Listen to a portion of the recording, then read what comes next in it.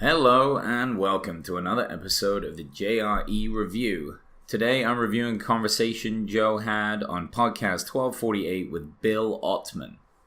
I hadn't heard of Bill Ottman until this podcast, so it was new to me. A lot of times I've heard of the guests or I get wind of them and I can do a little bit of research, but I didn't know who he was. Supposedly he is an entrepreneur in the tech industry, in the tech world, for doing an open source social media platform called Minds.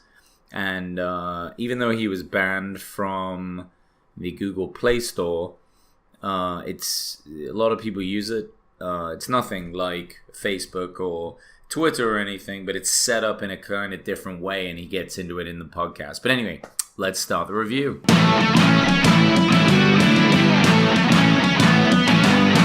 Welcome to the Joeroganexperiencereview, where each week I review every single episode of the Joe Rogan Experience. What more do you want?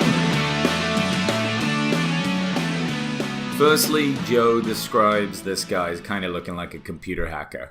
You know, like one of the guys off that show, Robot, or I think Joe even said something like the kind of computer hackers that you'd see on House of Cards that like gets brought in to like bring down a company or something, you know. But you'd kind of imagine he looks like that, you know. He owns a social media network in a sense, and I had a look at it briefly. I mean, I don't know much about it. Maybe you guys know more, but it looks pretty interesting. He set it up in a way to where I guess he's kind of fighting against the lack of freedoms that you get on Twitter and Instagram, Facebook, these sorts of things. How they control the feed, how they will put different people and pictures up at different times and only show it to certain people. And it's all, you know, in these algorithms to make a lot of money. And not to say that people don't have the right to make money or the rest of it, but he thinks, you know, Bill was saying that it's a better strategy to just kind of let people earn merit in their own social media, and that gives them more views and it gives people more chances to have their stuff looked at, you know, instead of things just going viral and all the rest of it. So kind of an interesting idea. I thought that that was kind of fascinating.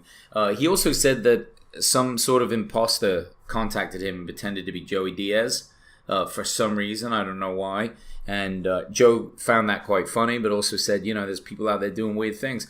And then Joe and Bill talk a little bit about the people that have accounts that are either like Joe Rogan or they just splice together videos like fan sites and that sort of thing. And Bill was asking what he thinks about it. And Joe was saying it's pretty useful for people that are fans and kind of helps people see more stuff about, you know, the podcast, which is news to me. And that's good news.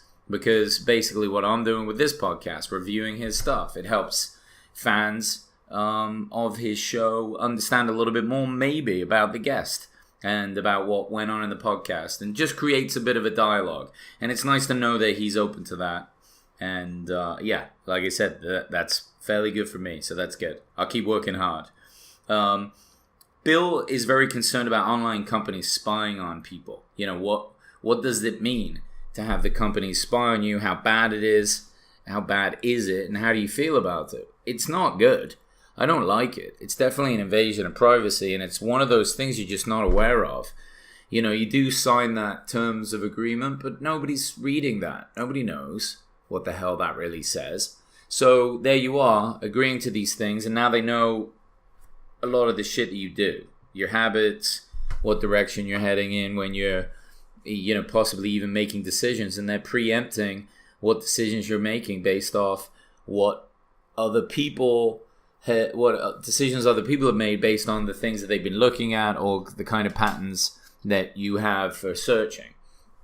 So I guess in a way it's good and bad, right? I mean, I've always felt like if you're going to watch TV and you have to watch commercials, why not have commercials of stuff that you're actually going to buy, right? If you're just a guy in his 20s, you're not going to care about a tampon commercial, you know, or catheter commercials. But maybe if it was stuff really just related to what you're into, it's actually worth your time to look at some advertising. So I think for that reason, it's kind of beneficial. I mean, if it's to help you find things that are going to benefit your life, that's not bad. Let's say you want to get into the outdoors. So then you start seeing advertisements of like camping and stuff like that. I mean, that data needs to be mined somehow for them to know that you're even into it. Yet at the same time, it's dangerous when they know too much. It's definitely taking away some of your freedoms. And that brings me to the next point and kind of a repeated dialogue on the Joe Rogan Experience with a lot of guests these days is censorship and the censorship problem. You know, controlling content in the sense of it being a horrible manipulation, or banning people from their social media accounts, taking them out of the system so they don't even have a voice anymore. Who chooses to do that, and what order are they putting it in? And you know, who's in charge of this as well? You know, who's allowing this to happen? And it's definitely a dialogue that concerns Joe and definitely Bill Ottman, and that's why on his platform, Minds, he's trying to move away from that. He's trying to create a better system, you know. And he was even saying that his ideas are not set in stone. You know, he's willing to be flexible and learn a new strategy for this. He's kind of open to that idea. But I like this dialogue. You know, it would be nice for a lot of these leaders to get together and have like a chilled, you know, how cool would it be? Imagine if Joe had Zuckerberg on, Jack Dorsey, top guys at Google, top guys at YouTube, you know, had Bill back on, just people that are setting up these and running these large social media platforms, maybe the Snapchat guys, had them all in like a, you know, a group forum, but kept it calm, kept the conversation, you know, civil, and we got some real answers instead of kind of, you know, kind of politician type responses. I think it would be great, and I think we would learn that they're just trying to figure it out as they go, and they're not trying to necessarily be bad guys and manipulate the system, and it's not a big conspiracy, but they're learning as they go. It's not easy. Bill doesn't like Facebook at all. He doesn't like what it is. He also doesn't like Instagram for the same reason, because they own Facebook. I guess they own WhatsApp too. I didn't realize they own WhatsApp, or maybe I knew that. I don't know. But he's really moving away from them. He says they mine too much data. And just Facebook generally is, he said that they were doing something with likes and reducing likes, and they even knew that it was depressing people, but it would make them more money, so they kept doing it. And I don't know what I think about that, but it sounds like something Facebook would do. Like, the more I learn about Facebook, it doesn't sound good. It doesn't make me want to use my account more. I don't really use mine. I don't know about you guys. What are you guys using now? I think everyone's using Instagram. It's just so easy to use. He's talking about how his app is more about freedom and non-censorship than a bunch of censorship. But at the same time, he is competing against these guys, and he is the CEO. So maybe this is just an interesting way to like make his social media thing seem cooler, like his way to be different. I don't know. He seemed his ideologies were pretty cool, I thought, and it was coming across in this conversation. He was fairly genuine and cared about the end result of this, which I like. But who knows? Enough money starts flooding in, maybe all these people start to change. Yeah, I don't know. The idea behind his app, though, a big part of it, is he's saying more people can see your stuff.